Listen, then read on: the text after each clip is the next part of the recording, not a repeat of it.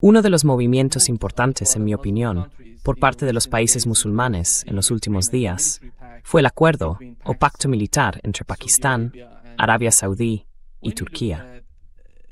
Al analizar este pacto militar, que de algún modo ya existía antes entre Pakistán y Arabia Saudí, pero con la incorporación de Turquía, hemos escuchado al ministro de Defensa pakistaní decir que estos países musulmanes por fin se están uniendo.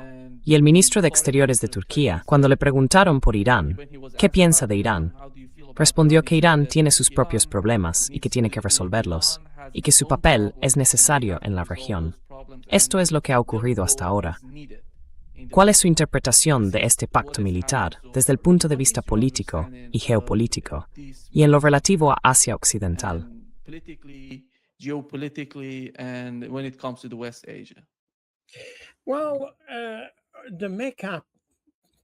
Bueno, el Pacto de la Meca, como se le llama a veces, es en realidad un acuerdo de defensa entre las tres grandes potencias suníes de Oriente Medio. No el país islámico más grande, por cierto, porque el mayor sigue siendo Indonesia. Pero son países muy importantes, obviamente muy importantes. El segundo más grande es Pakistán, por cierto. En cualquier caso, mucha gente ha considerado que esto podría ser una alianza contra Irán, o que el foco o la razón de ser de este pacto sería Irán.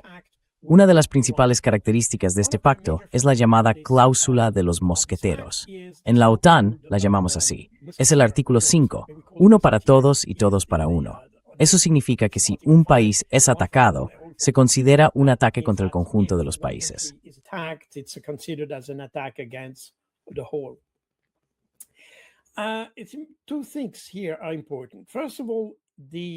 Aquí hay dos cosas importantes.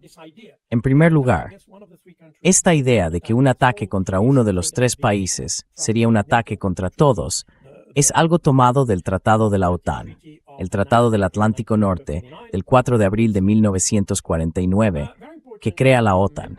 Es muy importante recordar, o recordarle a la gente, que este artículo 5 tan elogiado en Occidente no es una obligación.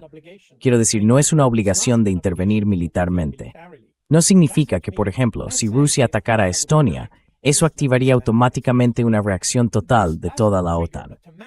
Los países de la OTAN aún pueden decidir si reaccionan o no mediante la fuerza militar.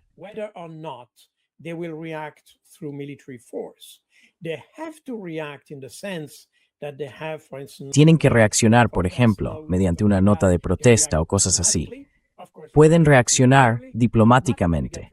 Por supuesto, pueden reaccionar militarmente, pero no están obligados a hacerlo. Y creo que si leemos la redacción de este Pacto de la Meca, podemos ver la misma idea. Así que, en ese sentido, estos tres países, digamos, están más vinculados que obligados, si se me permite este pequeño matiz. Y en ese sentido, es un asunto importante. Pero, si lo analizamos más de cerca, vemos que Pakistán mantiene, en esencia, buenas relaciones con Irán. Pakistan has essentially good relations with Iran. Remember that Pakistan was in fact the mediation power. Recordemos que Pakistán fue de hecho la potencia mediadora del memorando de entendimiento, o de lo que hubo antes del memorando. Turquía, por su parte, también mantiene relaciones cordiales con Irán. E incluso si miramos a Arabia Saudí, aunque Arabia Saudí estaba, quiero decir, no Arabia Saudí, sino las bases estadounidenses en Arabia Saudí estaban bajo fuego iraní. Irán dejó muy claro que no quería atacar a Arabia Saudí, sino únicamente los activos estadounidenses en su territorio.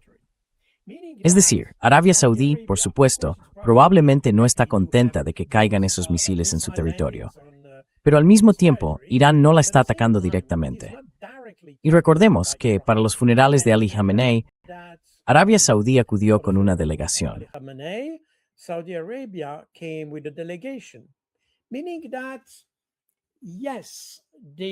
Es decir, sí, la relación entre Irán y Arabia Saudí probablemente no está en su mejor momento en esta fase, pero tampoco es mala. Así que, si se junta todo eso, yo realmente, quiero decir, no veo en este hecho una alianza contra Irán, aunque geográficamente esos tres países rodeen Irán, pero probablemente no tengan capacidad para hacer frente a Irán. Así que no estoy seguro de que se haya hecho contra Irán. Mi opinión personal y repito, es solo mi opinión personal, es que esta alianza puede indicar algo distinto. Sabemos que Pakistán, Turquía y Arabia Saudí, esta última en menor medida, pero Pakistán y Turquía han usado palabras muy duras contra Israel. Sabemos que Arabia Saudí ha rechazado la propuesta o la condición planteada por Estados Unidos para entrar en el marco de los acuerdos de Abraham con Israel.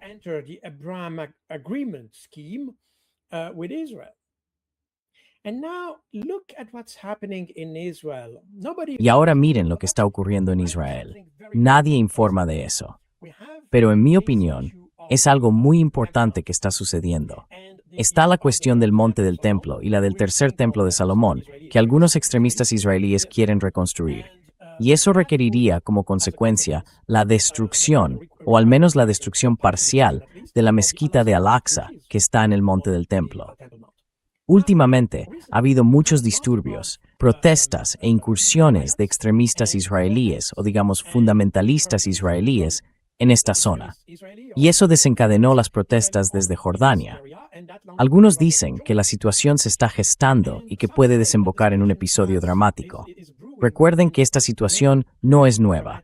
Ya empezó en 2023, y esa es la razón por la que los palestinos llamaron a su operación Inundación de Al-Aqsa.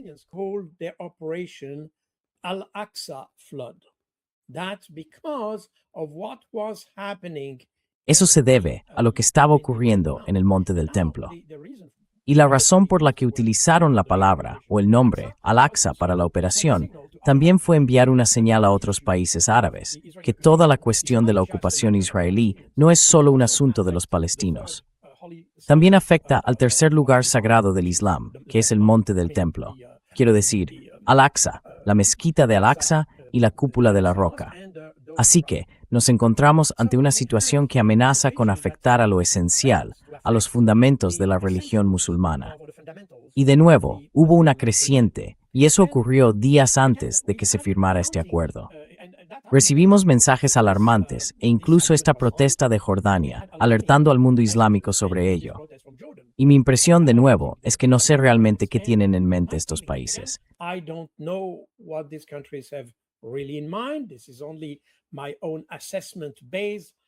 Esta es solo mi valoración personal, basada en las circunstancias que rodean la firma de este tratado. Puede que este tratado no vaya dirigido contra Irán, sino que en realidad deba entenderse como una advertencia a Israel. Esa es mi interpretación personal. Insisto, toda la cuestión del monte del templo ha sido constantemente, digámoslo así, poco cubierta por los medios occidentales. Incluso diría que ha quedado olvidada. Pero es un asunto real, y han llegado varias advertencias de países árabes a Israel sobre lo que podría ocurrir en relación con esto. Me refiero a cualquier cambio que pueda producirse en la situación allí. Así que esa es mi opinión personal. Va menos contra Irán, aunque de nuevo no descarto que pueda ser posible.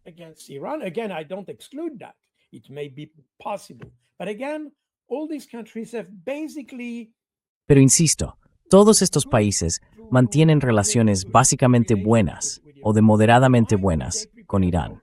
Entonces, ¿por qué iban a prepararse ahora para algún tipo de operación o para adoptar medidas que aumentaran la amenaza contra Irán? Irán ha dejado muy claro que su respuesta, me refiero a Verdadera Promesa y después a la Operación Nasser y Nasser II, que está actualmente en curso, va dirigida contra Estados Unidos, no contra ningún país árabe del Golfo. Y han dicho repetidamente a todos los países de la región del Golfo y al Consejo de Cooperación del Golfo que sus ataques no iban dirigidos directamente contra esos países, sino contra activos estadounidenses, incluidos, por ejemplo, esos activos en Omán.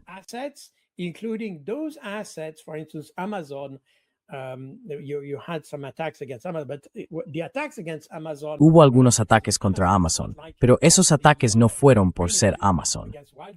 No es como lo que hacen los ucranianos contra las bayas silvestres en Rusia. No es eso. El problema con Amazon en Oriente Medio es que allí tienes una especie de centros de energía que proporcionan la capacidad informática para la quinta flota en Oriente Medio y que también dan soporte, quiero decir, soporte informático, si se quiere, al mando central. Y por eso Irán bombardeó esas instalaciones, no para atacar instalaciones en Bahrein o algo así, sino para destruir la capacidad informática del CENTCOM y de la Quinta Flota.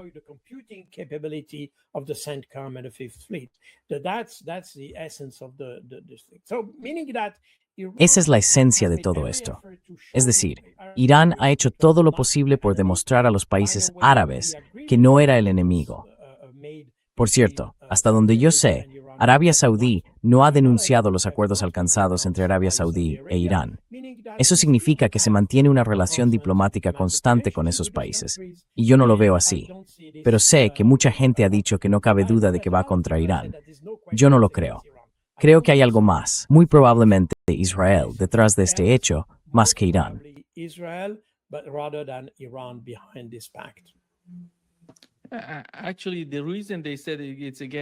En realidad, la razón por la que dijeron que es contra Irán, quizás estén hablando de que es contra Yemen, porque Yemen está ahora mismo en una guerra activa con Arabia Saudí. Están imponiendo un bloqueo a Arabia Saudí. Están combatiendo. La noche en que firmaron ese acuerdo, ese pacto militar, Yemen volvió a atacar a Arabia Saudí. No hemos visto nada por parte de Turquía ni de Pakistán. Sí.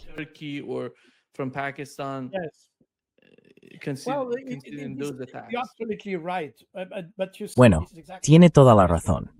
Pero verá, esto es, precisamente, es interesante. Lo que ha mencionado es muy interesante, porque el conflicto con Yemen ya existía mucho antes de este pacto. Y eso significa que esos nuevos socios o aliados de Arabia Saudí pueden decir, bueno, de acuerdo, firmamos un pacto, pero vuestro conflicto con Yemen ya existía antes. Así que no es algo que queramos tener en cuenta. Firmamos un pacto para una situación nueva, no para una situación antigua. Y esa es precisamente la razón por la que, por ejemplo, Estados Unidos se muestra reacio a que Ucrania entre en la OTAN, porque el conflicto con Rusia es mucho más antiguo que Ucrania. Si Ucrania entrara en la OTAN, el conflicto con Rusia sería mucho más antiguo.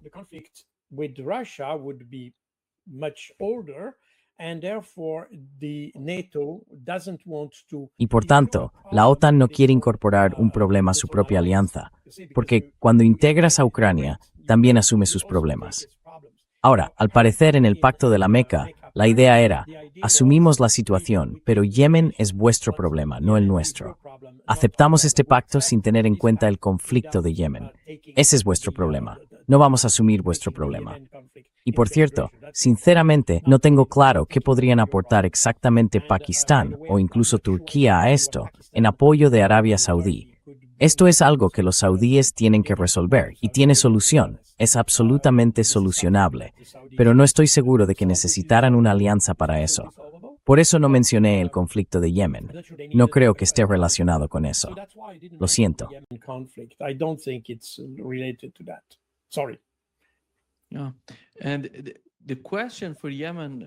Sí, y la cuestión sobre Yemen, Carl, es que la reacción yemení fue, de algún modo, interesante. Dijeron que, si Israel ataca a Turquía, van a descubrir quién va a defenderlos. Será Yemen, no Arabia Saudí, quien defienda a Turquía si Israel ataca. Esta es la reacción de los yemeníes. Pero está pasando algo con Arabia Saudí, Carl. No se ve ese tipo de coherencia en su política exterior. Por un lado, intentan comunicar a los iraníes que no forman parte de la guerra. No quieren esta guerra. Esta guerra no les yendo bien. Y por otro lado, no se les ve alzar tanto la voz sobre lo que Estados Unidos está intentando hacer utilizando la región.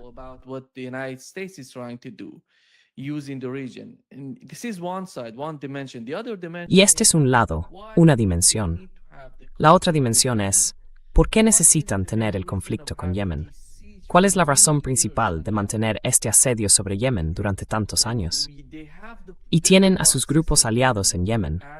Como hablamos ayer, anteayer y durante los últimos 4 días, se ve la lucha que está teniendo lugar dentro de Yemen. Y los saudíes apoyan a esas personas que están en contra de Ansarullah. Eso significa que no quieren que Yemen esté unido, ni que resuelva la cuestión internamente. De algún modo, están ejerciendo algún tipo de presión dentro de Yemen, o creando un nuevo caos, o intensificando el caos dentro de Yemen.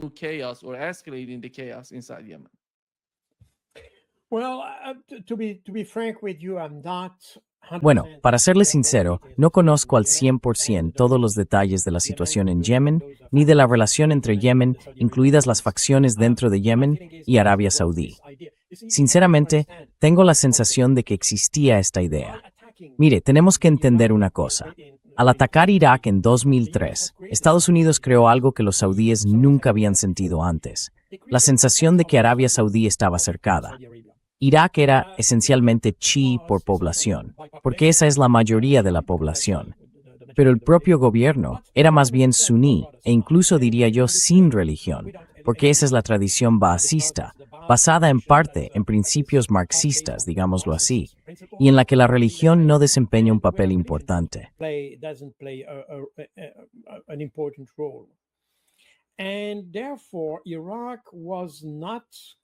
Y por tanto, durante mucho tiempo, Irak no fue considerado una amenaza. Incluso se le veía como un obstáculo para la revolución islámica que Khomeini declaró en 1979 y 1980. Siria era considerada un país chií moderado, o incluso suní, porque el equilibrio de fuerzas en ese país era extremadamente delicado. Por tanto, no había una amenaza real para Arabia Saudí. Y Yemen también estuvo durante mucho tiempo liderado por suníes, así que no suponía ningún problema. Cuando en 2003 el derrocamiento de Saddam Hussein llevó a las fuerzas chiíes a entrar en escena, y de hecho esta guerra en Irak y en Siria creó un corredor chií al norte de Arabia Saudí, empezaron a sentir la presión. Recuerden que la mayoría, quiero decir, las minorías chiíes que hay en Arabia Saudí, están sobre todo en zonas donde hay producción de petróleo.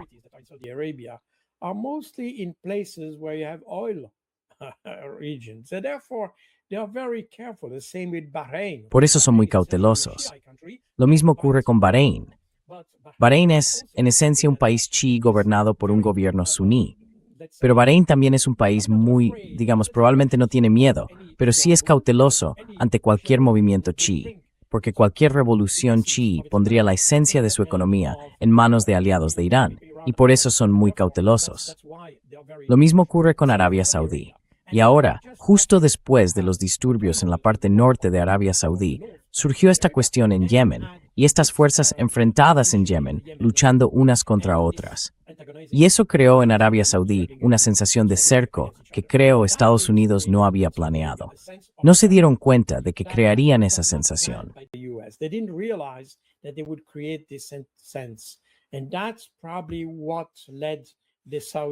Y eso es probablemente lo que llevó a los saudíes a tener esa sensación de amenaza de desestabilización.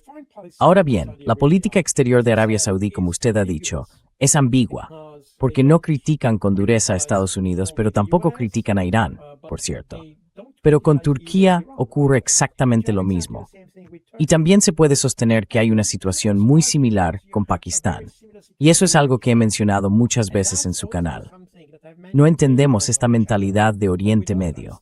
La mentalidad de Oriente Medio no es una mentalidad de blanco o negro, especialmente cuando se trata de política exterior, de relaciones internacionales o de relaciones con los vecinos y cosas así. No son relaciones de blanco o negro.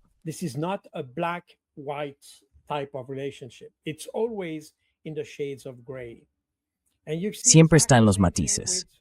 Y se ve exactamente lo mismo con Erdogan, Rusia y Ucrania.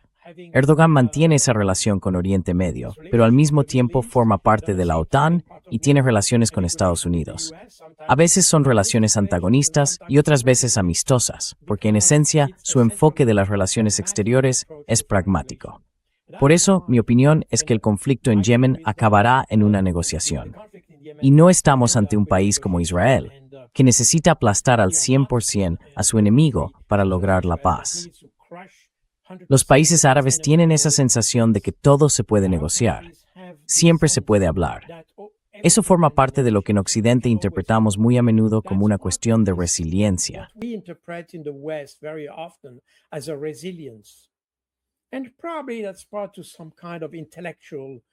Y probablemente eso forme parte de algún tipo de resiliencia intelectual o incluso de resiliencia cultural o filosófica.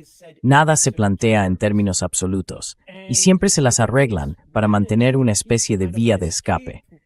Verá, nunca se comprometen al 100% con algo porque quieren conservar, de manera muy oportunista, la posibilidad de cambiar de opinión, mientras que en Occidente tendemos más bien a... Y eso se ve con muchísima claridad cuando se trata del conflicto con Rusia.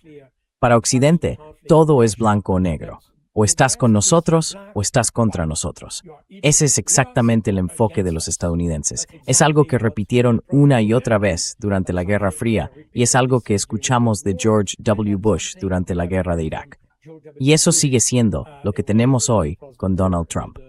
O estás con nosotros o estás contra nosotros.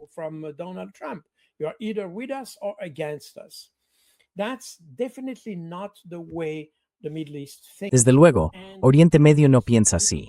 Y esto se debe a que no lo entendemos, especialmente porque los israelíes no lo entienden. Siempre consideran que si la gente no está al 100% de su lado, entonces son enemigos. Y esa es la razón por la que Israel tiene una política exterior y de seguridad tan peculiar. Tiende a destruir todo lo que no está al 100% en su línea. Y ese es, creo yo, el gran error que cometemos al abordar Oriente Medio en su conjunto. No nos hemos adaptado al cambio de mentalidad. De hecho, estamos exactamente en el punto que describió Samuel Huntington en el choque de civilizaciones. Porque durante la Guerra Fría, lo que enfrentaba a Occidente y Oriente eran doctrinas políticas, el marxismo contra el liberalismo, o se pueden usar nombres distintos. De acuerdo, pero quiero decir que eran doctrinas políticas.